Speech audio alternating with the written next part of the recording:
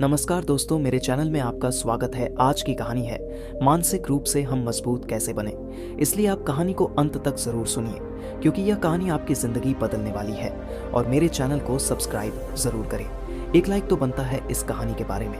तो आप चलिए वीडियो शुरू करते हैं कि एक बार महात्मा जी अपने शिष्यों को समझा रहे थे कि हमारी जिंदगी में सिर्फ शारीरिक रूप से मजबूर होने से कुछ नहीं होता है।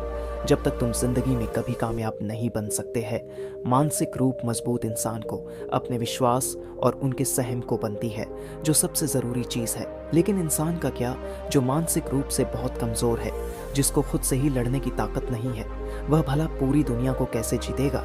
इसलिए तुम इतने कमजोर मत बनो कि तुम खुद से ही हार जाओ।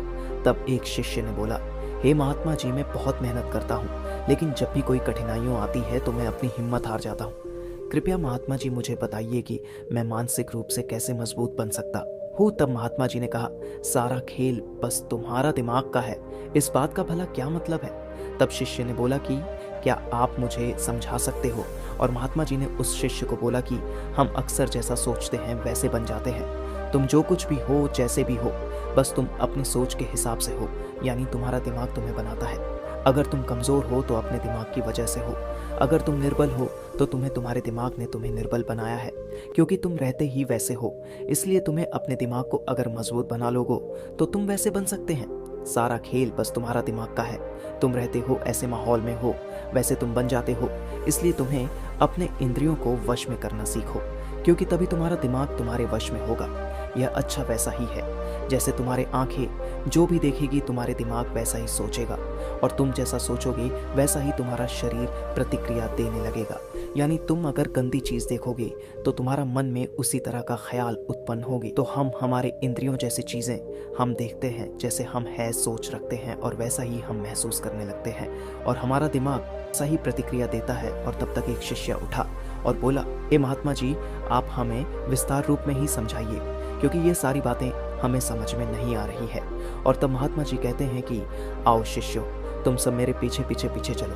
आज तुम्हें एक अच्छा एवं मजेदार काम करते हैं।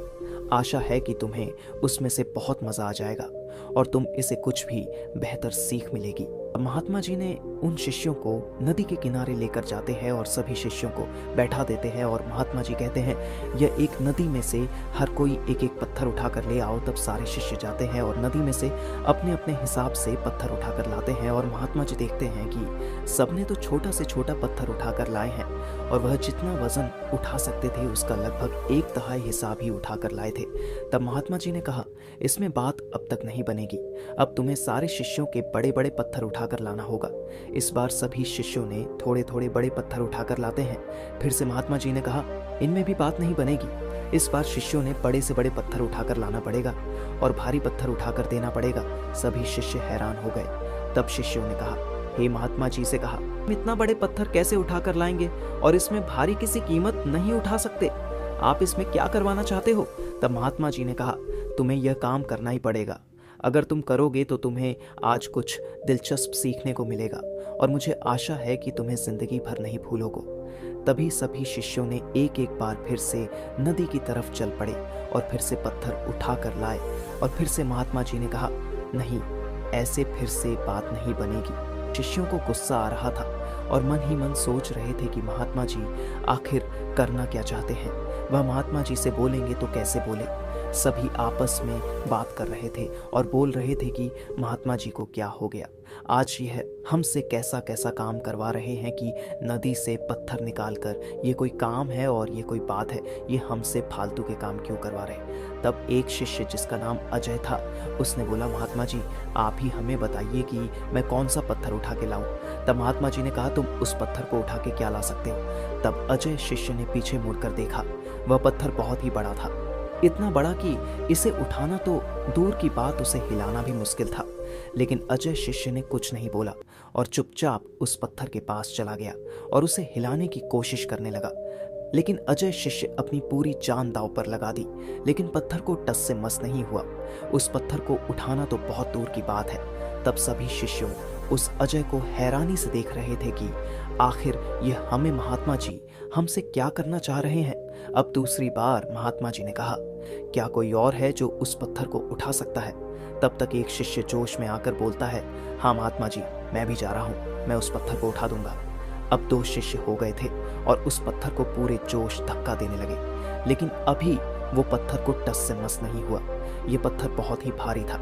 ऐसे ही धीरे धीरे करके अब सारे शिष्य उस पत्थर को हिलाने के लिए चले गए और सभी शिष्य मिलकर जोर लगाया और पत्थर हिल गया। और तब महात्मा जी बहुत खुश हुए और बोले, अब तुम सारे शिष्यों यहाँ आ सकते हो। तो सभी शिष्यों महात्मा जी के पास आकर बैठ गए। तब महात्मा जी ने बोला, बताओ तुमने आज क्या सीखा? एक शिष्य ने तो कहा, महात्मा जी, ये तो बात हुई ना कि एकता में ताकत है, यानी हम सब ने मिलकर उस पत्थर को आखिर हिला दिया ना। तब महात्मा जी ने कहा, ये सबक भी जरूरी है, लेकिन एक और चीज, असल में तुमने पत्थर को नहीं हिलाया, तुम्हारे दिमाग की शाहितों ने उस पत्थर को हिलाया था। याद करो, मैंने तुम सबसे बोला था ना कि सब एक एक पत्थर लेकर आओ, तो तुम सब ने अपने अपने हिसाब से एक एक छोटा सा पत्थर लेकर आए। तुम चाहते तो उसमें से भारी पत्थर भी ला सकते थे। तुम सबने हल्का हल्का पत्थर को चुना जो तुम उसे उठा सकते हैं और उस पत्थर को लेकर आए, लेकिन तुम सबने मिलकर आक्रोश में आकर अपने दिमाग की पूरी शक्ति का इस्तेमाल किया और उस पत्थर को धक्का दिया, जिसकी मदद से पत्थर हिला और पत्थर को तुमने गिरा दिया। और यह दिमाग की शक्ति है। शक्ति तो पहले भी थी, लेकिन पूरा इस्तेमाल करना यह एक कलाकारी है। तब एक शिष्य ने कहा, महात्मा जी, हम मानसिक रूप से मजबूत बन सकते हैं। बाकी आपको यह कहानी कैसी लगी? कृपया मुझे कमेंट बॉक्स में ज़रूर बताएं और अपने खास दोस्तों को भी शेयर करें और मेरे चैनल को सब्सक्राइब ज़रूर करें। एक लाइक तो बनता है इस कहानी के बारे में। और के नए मैसेज के साथ, तब तक आप अपना ख्याल रखें। धन्यवाद। नमो बुद्धाय।